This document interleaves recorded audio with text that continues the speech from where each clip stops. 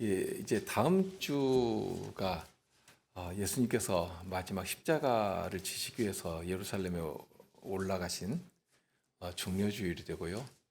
이제 이어지는 순환주간이 있고 그 다음에 오는 주일이 부활주일입니다.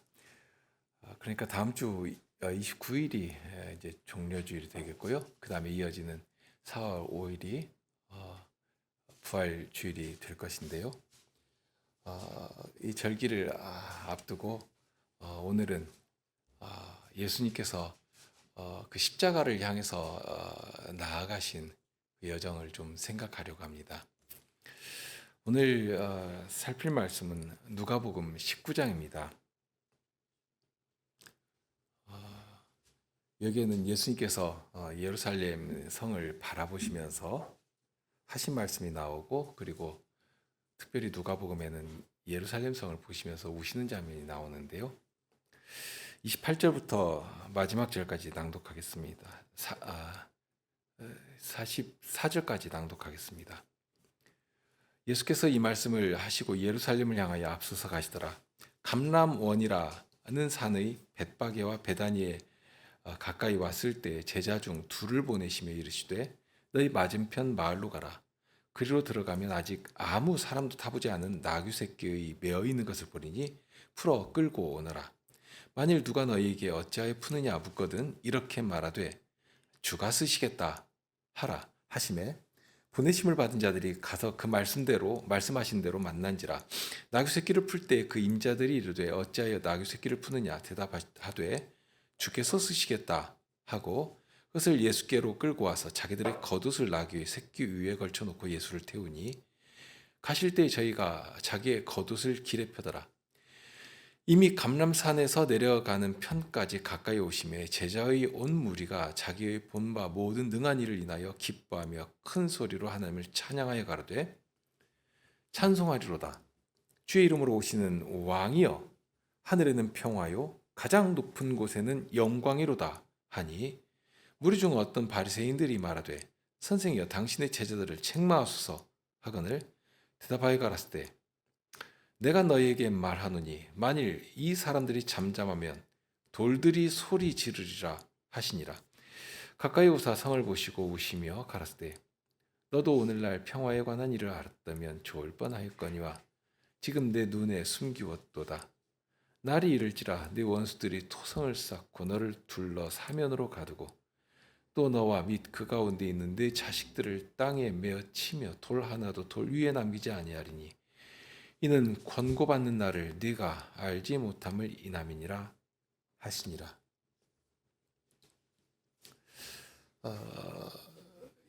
지금 이 장면은 예수님께서 공생애를 시작하시고 3년이 되는 해 가을인데요. 북쪽 갈릴리 지역에서 마지막 사역을 마치시면서 이제 예루살렘으로 내려가시다가 그 길목에 있는 여리고에 잠시 머무시고 이제 예루살렘으로 들어가시는데 동일한 기록이 마가복음 11장에도 있고 마태복음 21장에도 나와 있지만 이 누가복음에만 좀 다른 기록이 담겨 있습니다. 바로 후반부에 나오는 예루살렘을 이렇게 보시면서 우시는 장면이 여기 나옵니다. 예수님께서 우신 장면이 그리 많지 않습니다. 대표적으로는 나사로가 죽고 많은 사람들이 그의 죽음으로 말미암아서 어찌할 줄을 모르고 막 슬피 울었지 않습니까? 그런 모습을 보시면서 예수님께서 아주 통분히 여기시고 눈물을 흘리신 일이 있고요. 그런데 여기서도 예루살렘에 들어가시는 와중에 예루살렘 성을 보시고서는 예수님께서 우셨다 하고 기록했습니다. 그러면 예수님께서 왜 우셨겠는가? 혹시는 이제 예수님께서 예루살렘 성에 가시면 어떤 고초를 당하실 것을 다 알고 계시지 않습니까? 그러니 그 모진 고문과 고통과 고초를 어떻게 다 겪을까? 그것 때문에 우셨다 하고 말하는 사람도 있지만 아무렴 그것 때문에 우셨겠습니까? 우리는 무엇 때문에 우셨는지 어렴풋이 알고 있거든요. 다만 정확하게 무엇 때문에 우셨겠는가 하는 것을 좀 생각할 것인데요. 예수님은 갈릴리 지방에서 출발해서 예루살렘으로 가실 때에 여리고를 지나가십니다. 그런데 그렇게 적어도 몇 달에 걸쳐서 제자들과 함께 예루살렘으로 쭉 내려오시면서 제자들에게 무엇을 가르치셨는가 하면 하나님 나라의 일을 끊임없이 가르치십니다. 그러면서 무엇보다도 이때에는 예수님께서 이 마지막 때에 당하실 그 순환에 대해서 이 제자들에게 비로소 알려주시거든요. 18장 31절 이하에 보면 예수님께서 예루살렘에 가시는 이유가 뭐냐? 선지자들을 통해 이미 알리신 것처럼 인자가 이방들에게 넘기워서 희롱을 받고 능욕을 받고 침받음을 받고 채찍질 당하고 죽기 위해서다. 그러니까 죽기 위해서 올라간다 하고 알려주십니다. 이렇게 예수님께서 순환을 당하기 위해서 예루살렘에 들어가신다는 사실을 적어도 3번 이상을 말씀해 주시는데요. 그런데 처음에 이 말씀을 하실 때는 아주 난리가 났었습니다. 우리가 잘 아는 베드로가 예수님께 크게 책망을 들었던 일이 있지 않습니까? 바로 그때 처음인데요. 예수님께서 비로소 죽임당하실 일을 말씀하셨다고 했고요. 그러니까 그 전까지는 하나님 나라의 일을 전하긴 하셨어도 이 죽으심에 대해서는 말씀하신 일이 없었습니다. 그저 하나님 나라의 거룩한 질서와 그 안에서 움직여야 할 복된 정서가 무엇인가를 가르치시면서 회개하라고 그렇게 하나님 나라에 들어가야 하는 것이다 하고 촉구하셨는데 이제 하나님 나라의 일들에 대해서 어느 만큼 가르치셨고 배웠으니까 이제 더 중요한 일을 알 때가 되었다 하고서는 예수님께서 이제 친히 받으실 순환에 대해서 제자들에게 가르쳐 주신 것입니다. 그런데 베드로는 예수님의 앞을 가로막지 않습니까? 주여 그러실 수 없습니다 하고서는 붙잡고 막아서는 일을 했습니다. 이 일이 결코 주에게 미치지 아니하리이다 하는 그러니까 베드로의 이 말에는 자기의 목숨이라도 내놓고 결코 이런 일이 일어나지 않도록 내가 막겠다 하는 어떤 결연한 태도까지도 보입니다. 차라리 죽으면 내가 죽었지. 예수님께는 그런 일이 일어나면 안 된다. 나라도 그 일을 막겠다 하는 그런 태도가 있습니다. 하지만 예수님은 그런 베드로를 아주 크게 책망하시지 않습니까? 사탄아 내 뒤로 물러가라 하고 베드로가 들었던 어떤 말보다도 심한 책망을 받게 되었습니다. 이유는 하나입니다. 지금 예수님께서 이 땅에 오신 최종의 목적지가 예수님께서 지실 그 십자가에 있기 때문입니다. 예수님은 일생을 십자가에서 치르실 그 대속의 죽음을 향해 걸어오신 것인데요. 그런데 베드로가 그 일을 알지 못하고 막아선 것이거든요. 베드로는 나름 선으로 한 일입니다. 정말 나의 가장 사랑하는 분께서 나의 스승께서 죽으신다고 하는데 오히려 그 길을 막지 않으면 그게 더 악한 일이 아니겠습니까? 그러니까 인생의 가치로 나름 선한 일을 한 것인데요. 실은 그것이 하나님의 일을 가로막는 것이 되었습니다. 마치 사탄과 친구가 된 것 같은 자리에 서서 예수님의 길을 막아선 것입니다. 그런 책망을 들을 수밖에 없었던 것이고요. 자, 그렇게 예수님께서 죽으실 것을 적어도 3번 말씀하셨는데요. 그 이후에는 예수님께서 이렇게 죽으실 것을 말씀하셔도 처음처럼 베드로가 막아섰던 것처럼 막아서지는 못했습니다. 다만 예수님의 말씀을 들을 때마다 제자들이 마음에 근심이 가득했거든요. 그런데 예수님께서는 이런 말씀을 하실 때 순환에 대해서만 말씀하신 것은 아닙니다. 죽으실 것을 말씀하시지만 동시에 부활하실 것도 함께 말씀하십니다. 순환 당하시지만 그러나 3일 만에 살아날 것이다 하고 죽음 후에 부활하실 일에 대해서 처음부터 말씀하셨습니다. 그러니까 고난과 부활을 이렇게 함께 말씀하셨는데요. 그런데 제자들은 본디 예수님이 고난 당하신다 하는 사실 자체를 인정할 수가 없었거든요. 그저 자기가 지금 따르는 이 예수님이 어떻게든지 높은 자리에 올라서야 할 것인데, 정말 높이 드셔야 할 것인데 하는 그 일에만 생각이 이렇게 가 있으니까, 그러니 마치 안 좋은 이야기는 일부러 피하고 행복회로 돌리는 것처럼, 모두 잘 될 거야, 예수님 저렇게 말씀하셔도 그런 일 안 일어날 거야 하고 이렇게 자꾸 그 좋은 쪽으로만 생각하는 사람처럼 그렇게 생각한 것입니다. 특히 예루살렘 성에 들어가실 때는 그러한 사실이 극명하게 드러나는데요. 무수히 많은 사람들이 예수님을 환영하면서 호산나 다윗의 자손이여 주의 이름으로 오시는 이여 하고 이렇게 환호하니까 정말 많은 군중들이 모여서 예수님을 환영했지 않습니까? 그렇게 하니 정말 무슨 일이라도 일어날 것처럼, 당장에 무슨 격변이라도 일어날 것처럼, 그래서 자기들이 원하는 세상이 드디어 오겠다 하고 생각하는 것입니다. 그러니 예루살렘에 가셔서 예수님께서 등극을 하시면 자기들 중에 하나는 왼편에, 하나는 오른편에 앉게 해달라고 그런 자리를 탐하는 그런 말을 감히 하기도 한 것입니다. 예수님을 그만큼 따르고 배웠으면서도 여전히 세상에 같이 몰입되어 있습니다. 행복주의와 어떤 성공주의적인 가치에서 벗어나지를 않는 그런 마음 가운데 막 움직여 나간 것입니다. 왜 그랬겠는가? 다른 것보다도 지금 예수님께서 보이실 순환이 가진 중요성을 이 제자들이 아직 모르고 있습니다. 예수님께서 하시는 일이 어떠한 것, 이 땅에 오셔서 예수님께서 하실 일이 무엇인지를 몰랐기 때문입니다. 예수님께서는 항상 죄인들을 부르러 오셨고 죄인들의 친구가 되어주셨습니다. 여기 죄인이라고 할 때에는 아주 악질적인 질이 안 좋은 무리들과, 그러니까 패역한 자들과 함께 섞여 살면서 그들과 친구가 되었다, 그런 의미가 아닙니다. 여기 안 좋은 무리들과 놀았다면 결국 그 사람도 안 좋은 사람이라는 뜻 아니겠습니까?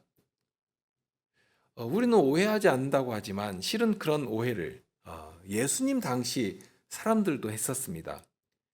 예수님께서 죄인들을 찾아주시고 그들의 아픔을 함께 나누시면서 하나님의 위로를 전하셨습니다. 그런 모습을 보면서 저들은 예수님을 정죄하고 탐해했거든요. 너희 선생은 세리와 죄인들과 함께 잡수시느냐 하고 막 따진 것이고요. 심지어 너희 선생이 먹고 마시는 것을 보니까 먹기를 탐하고 포도주를 즐기는 사람이라, 그러면서 세리와 죄인들의 친구로다 하고 비난하기도 했습니다. 그런데 예수님께서 저들을 무엇 때문에 찾으셨는가? 그리고 예수님께서 찾은 그 죄인들의 특징은 어떠했던가 하는 것을 보아야 할 것인데요. 예수님의 생애에서 그 사실을 모르지 않도록 정말 특징적으로 보여주십니다. 한 사람 한 사람을 고쳐주실 때에도 그렇고요. 그냥 예수님의 능력이 대단히 출중하니까 능력 자랑하려고 고쳐주셨는가? 아무라도 또는 뜬금없이 만나지니까 한번 좀 몸이나 한번 풀어볼까? 하고서 능력을 행하시는 것인가? 그런 일은 있을 수가 없습니다.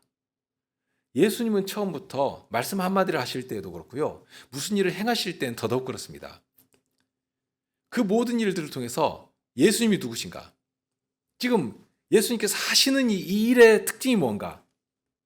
그리고 그 최고의 정점에 무엇이 있는 것인가 하는 것을 끊임없이 보도록 하셨습니다.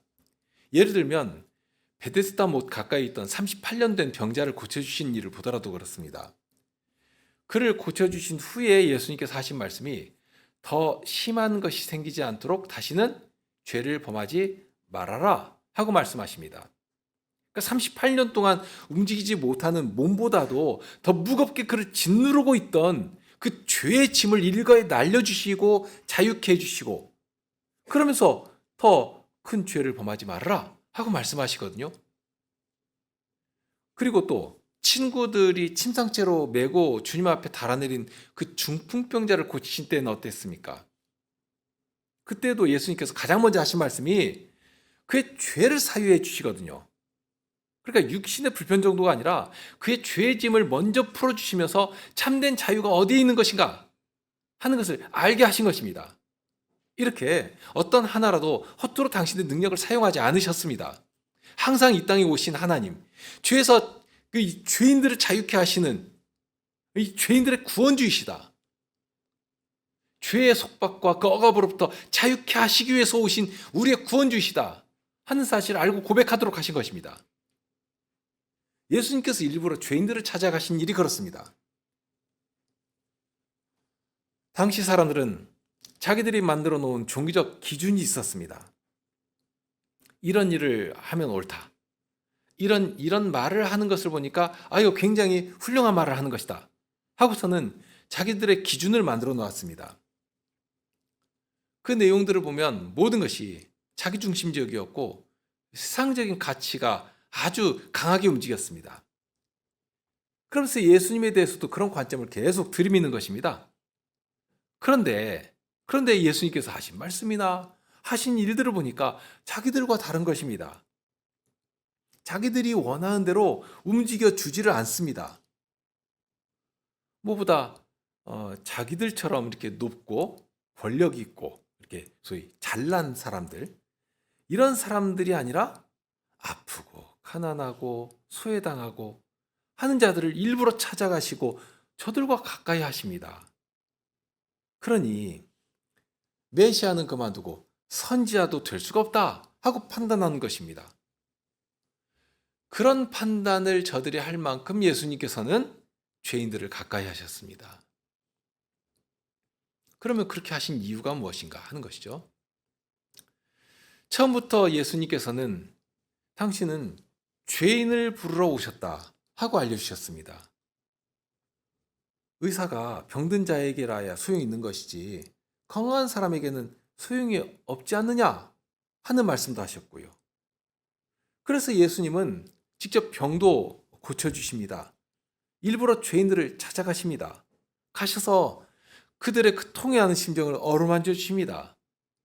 그리고 저들의 죄를 용서해 주십니다.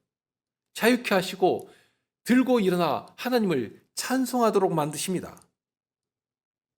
다만 아무라도가 아닙니다. 유대인들, 그러니까 저들의 지도자는 그러면 죄인이 아니었는가?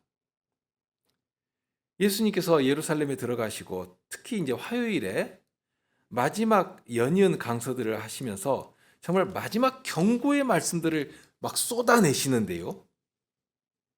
마태복음 23장 이후에 보시면 목전에 임한 예루살렘의 멸망을 보시면서 어떻게 큰 두려운 하나님의 심판이, 그 진노의 심판이 이 성에 곧 임할 것인가. 정말 너무 급하고 너무 두려우셨습니다. 하나님의 진노의 두려움을 모르면 정당한 두려움도 가질 수가 없습니다. 기껏 사람은 자기 경험한 정도 안에서 생각할 수가 있지 않습니까? 그러니 기껏해야 해봐야 어떻게 되겠지 하고 덤덤하게 생각해버리는 것입니다. 그러나 하나님의 진노를 안다면, 하나님의 그 죄를 향하신 진노와 그 진노의 책망을 안다면 그런 식의 생각을 할 수가 없거든요. 예수님은 그것을 아시는 것입니다. 얼마나 두렵고 얼마나 무거운 것인지를 아시는 것입니다. 그러니 그만큼 다급하게, 그만큼 간절하게 저들의 죄를 지적하시고 책망하시는 것입니다. 화 있을진저.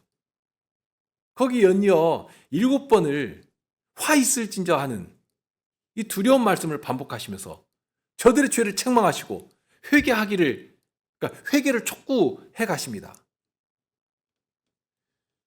하지만 이제 결과로 보면 이 말씀은 유대인들의 것이 아니고 이방인들의 것이 되었습니다. 저들은 회개하지 않았습니다. 그리고 마침내 예수님을 십자가에 못 박아 죽이는 그런 완악한 자리까지 가버렸습니다.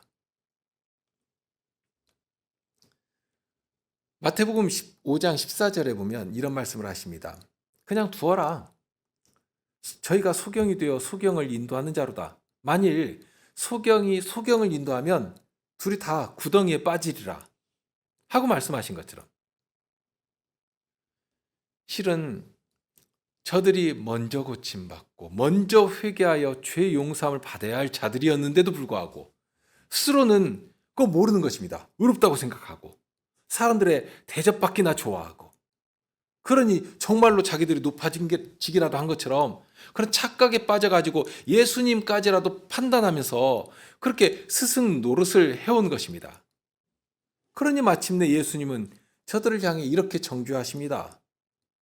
화 있을진저 외식하는 서기관들과 바리새인들이여, 너희는 천국 문을 사람들 앞에서 닫고 너희도 들어가지 않고 들어가려 하는 자도 들어가지 못하게 하는도다. 얼마나 두려운 일입니까? 천국 열쇠를 맡기셨는데 그 앞에 서가지고 문을 닫아버리고 자기도 안 들어가고 들어가기 위해서 찾아오는 사람도 못 들어가도록 만드는,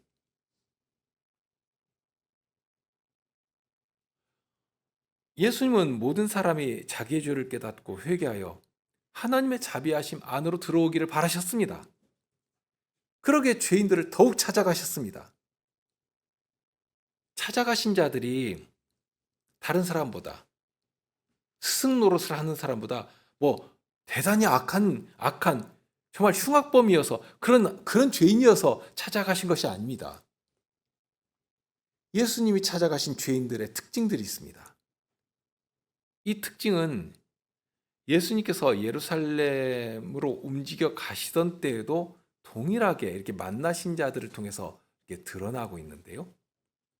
예수님께서 갈릴리 사역을 마치시고 대략 그 6개월의 시간을 지나시면서 한 걸음씩 예루살렘으로 올라가시는데, 가시면서 이제 마지막 하나님 나라에 대해서 이런 말씀 저런 말씀을 전하시고 또 병든 자도 고쳐주시고, 그러면서 어떻게 가슴을 치며 회개한 자들을 용서하며 참된 자유를 얻게 하시는가 하는 것을 정말 모든 제자들이 보도록 하셨습니다. 앞에 18장이나 19장만 보더라도 그렇습니다.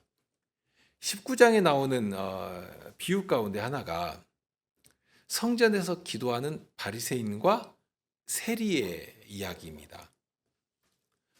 바리새인은 그랬죠. 하늘을 우러르면서 저 세리와 죄인과 같지 않음을 감사합니다 하면서 하나님께서 가증히 여기시는 기도를 했습니다.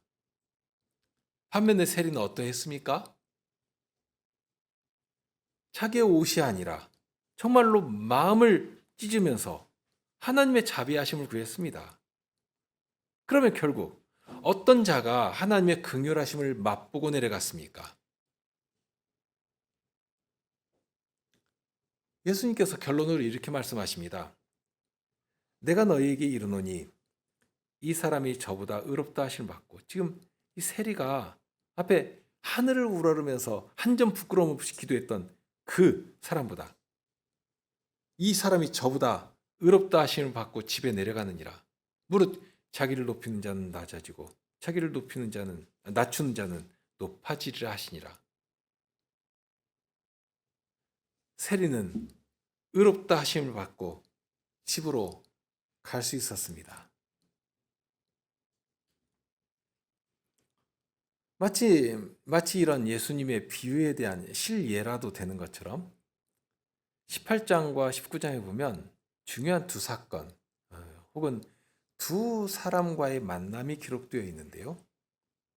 18장에 보면 우리가 얼마 전에도 살핀 젊은 관원의 이야기가 나옵니다. 이 사람은 영생에 대해서 알기를 원했습니다. 어릴 때부터 율법의 영생의 길이 있다는 사실을 알았고요. 그러니 그것 하나라도 놓치지 않고 지키려고 무던히 애를 써온 사람입니다. 그렇지만 영생을 발견할 수가 없었습니다. 과연 그 사람 생각이 맞죠. 율법의 의로는 구원에 이를 수가 없었고요. 그런데 그것을 모르는 것입니다. 그 일을 이루시기 위해서 예수님께서 이 땅에 오신 것 아닙니까? 율법의 모든 의를 이루시고 우리의 의가 되시기 위해서 예수님께서 그 일을 위해서 십자가를 향해 걸어가시는 것이고요. 그러니 이 젊은 관원이 예수님을 찾아온 것은 정말 영생의 문 앞에까지 온 것입니다. 정말 옳은 선택이고요. 귀한 지식을 가진 사람이라 말할 수가 있습니다. 정말 찾기 어려운 정말 귀한 사람이었습니다. 요즘도 그렇지만 예전도 뭐 다를 것이 없는데 돈이 많고 권력이 많고 더구나 어릴 때부터 그런 넉넉한 환경에서 남부럽지 않게 살아온 사람들의 특징은 뭐냐 하면 다른 사람들을 이렇게 깔아보는 것입니다. 그러면서 인생의 것을 즐기려고 하는 것이지 겸손히 영생의 길을 구하는 그런 일이 있겠는가? 정말 드물거든요. 그런데 이 젊은 관우는 어땠는가? 정말 특이하게도 예수님께로 가면 영생의 길을 찾을 수가 있지 않겠는가? 하고서 예수님 앞에 나온 것입니다. 그리고 나와서 구했죠. 내가 무엇을 해야 영생을 얻을 수 있겠습니까? 하고 여쭈었습니다. 그만큼 이 젊은 사람의 중심에 움직이는 간절함이 어떠한 것인가? 정말 하나님 나라를 소망하고 영생을 찾고 그만큼 하나님 나라에 가까이 다가가 있었다 하는 것을 알 수 있습니다.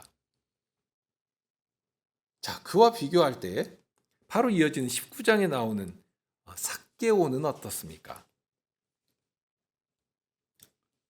삭개오의 마음에 정말로 간절하게 움직인 것은 무엇이었는가? 다른 거 찾을 필요도 없이요. 예수님 지나가신다고 하니까 예수님 뵙기를 원했습니다.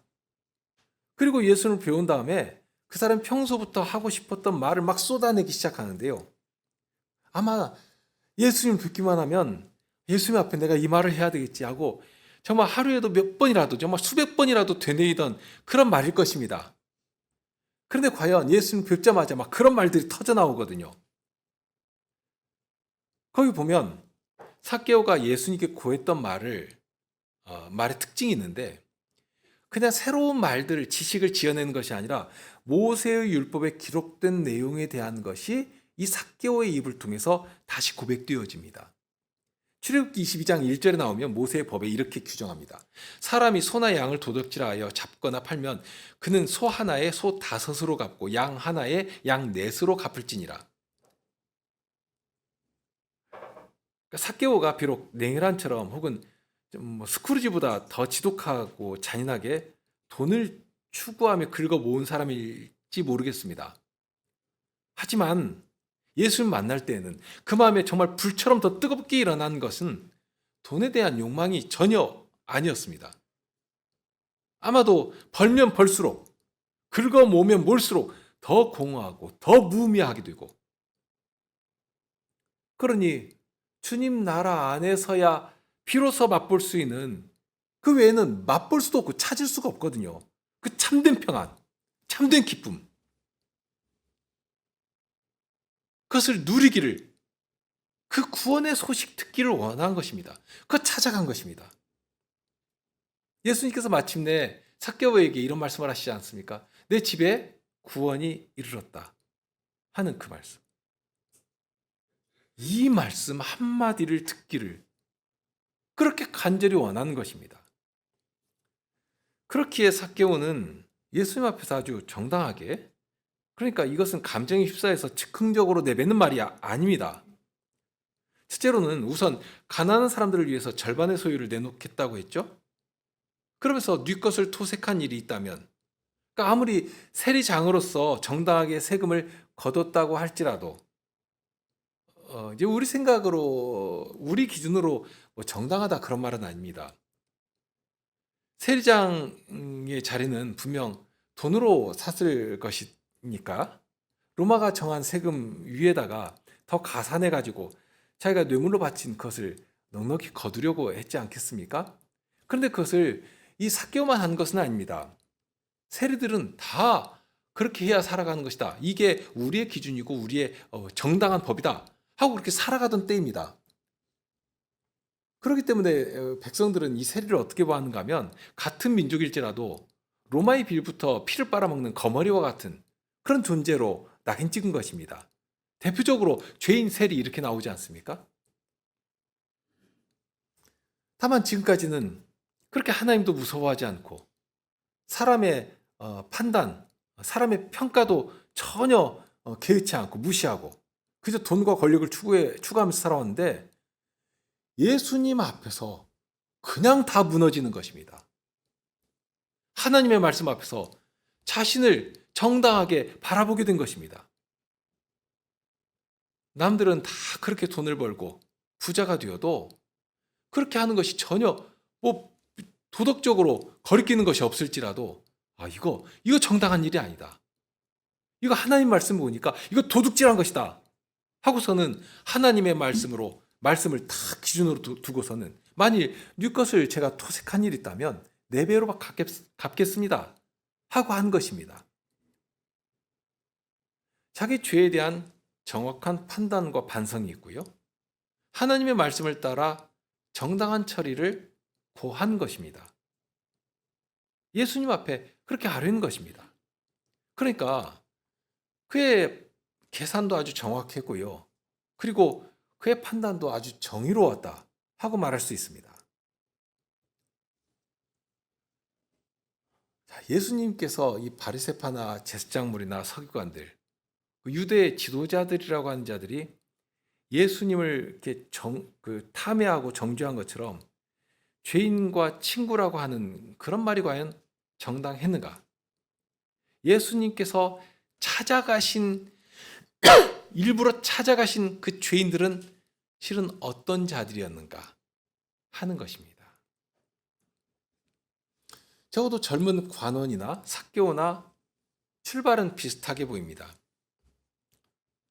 물론 결론부에 가면 관원은, 이 젊은 청년은 재산이 심히 많은 자에서 근심하여서 예수님을 떠난 것이고요.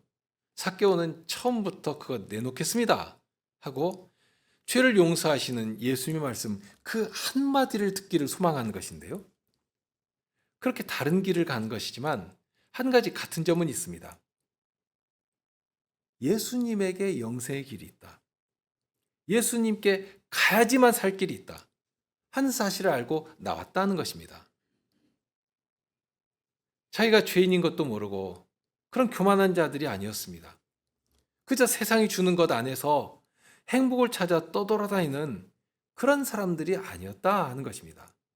자기의 결핍과 자기 부족이 무엇인지를 알고 그것을 찾아서 예수님 앞에 나온 자들이었습니다.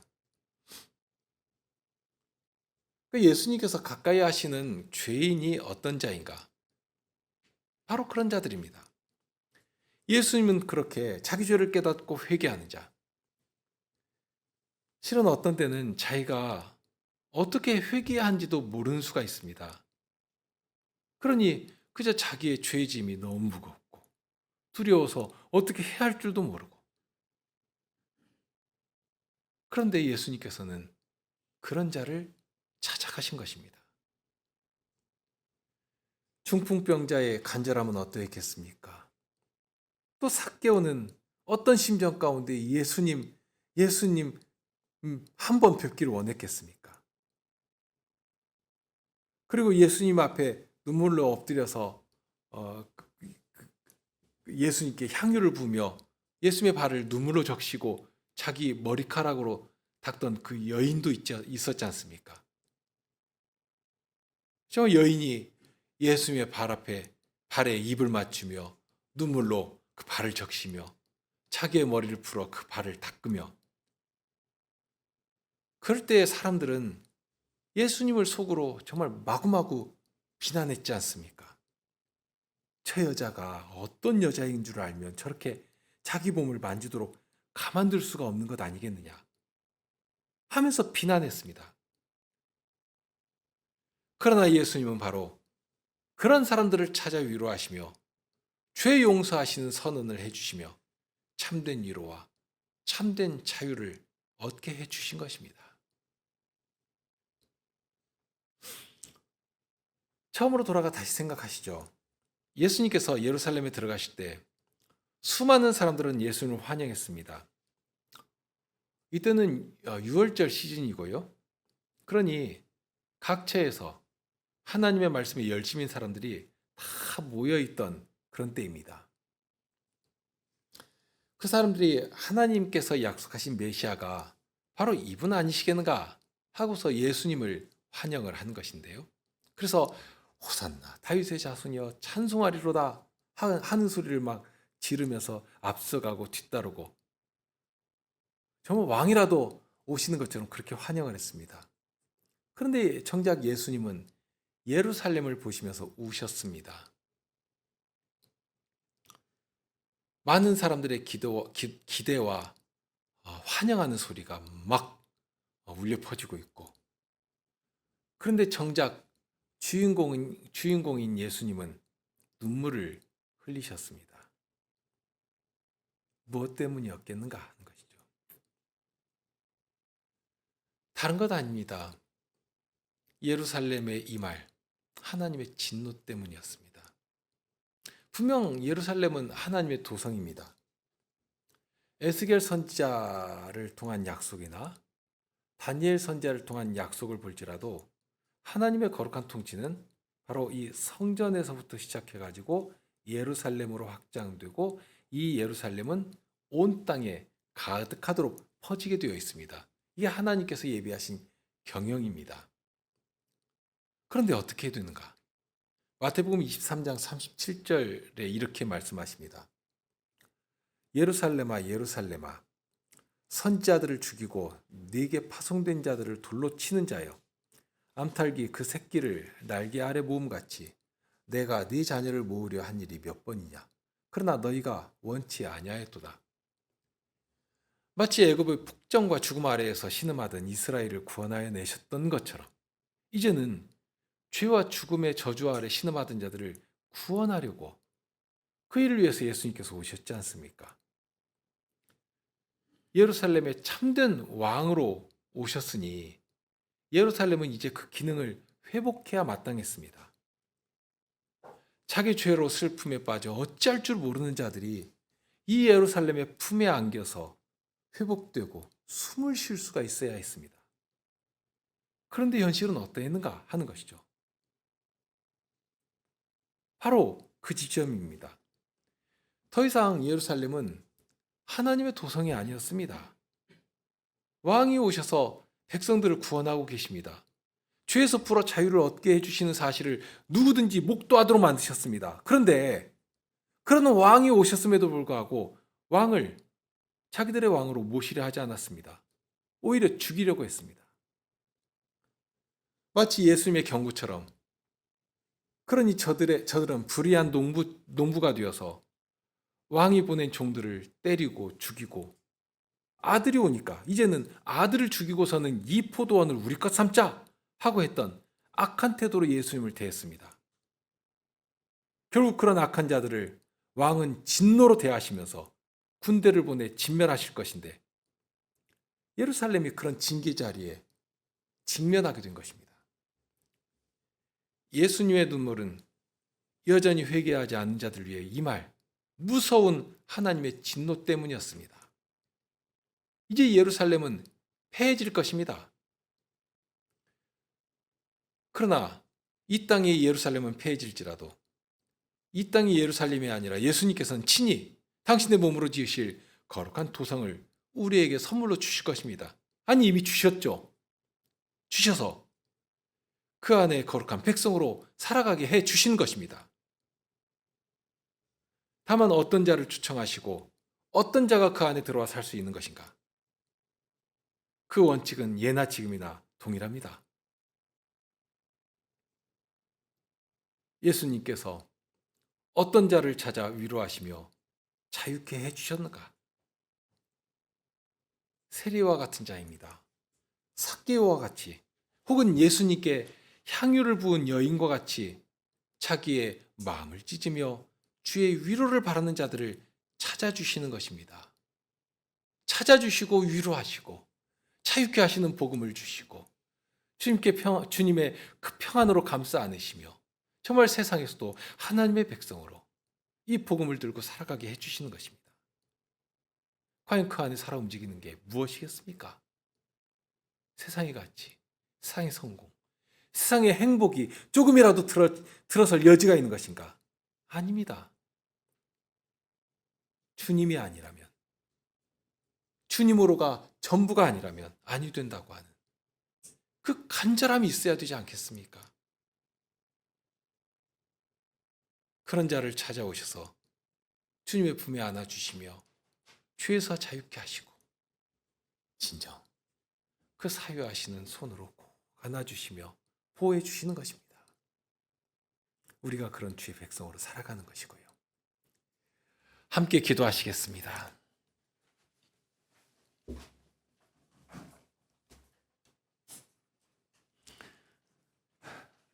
주님의 그 슬픔, 그 깊은 곳에 사랑하시는 자들의 고통과 저주, 그 죄로 말미암은 비참함, 이런 것들이 있고,